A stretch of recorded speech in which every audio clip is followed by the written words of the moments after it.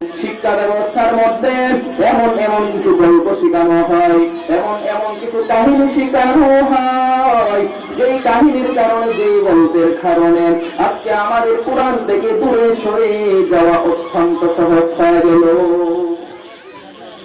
এই মুসলমান শরীফ শরীফার গল্প শেখানো হয়, আবার কেমন কেমন অশ্লীল কথা শেখানো হয়।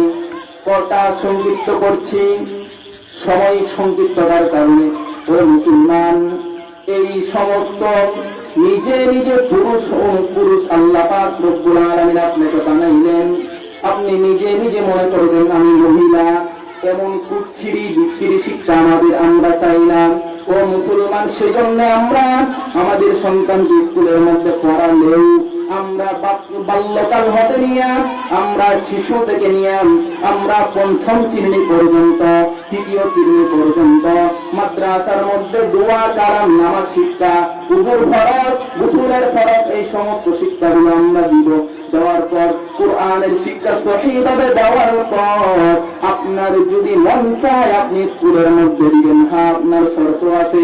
স্কুলের মধ্যে দেওয়ার পর আপনার সন্তানকে স্কুলের মধ্যে বর্তমান সময়ের জন্য বলা হচ্ছে, স্কুলের মধ্যে কোন বইটা দেওয়া হয়, কোন শিক্ষা আপনার সন্তানকে দেওয়া হয়, ওই বই পুস্তকগুলো আপনি আগে নিয়ে চেক করে দেখবেন, উলামায়ে কেরামকে দেখা চেক করবেন।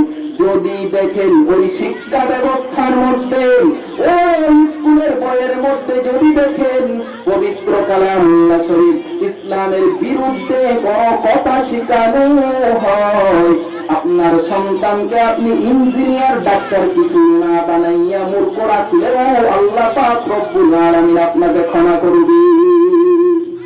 আর যদি আপনি এই শিক্ষায় শিক্ষিত করেন, শেষ পর্যন্ত ওই সন্তান আপনাকে আগে জাহান্নামে দিয়ে তারপর ওই সন্তান জাহান্নামে ঢুকবে।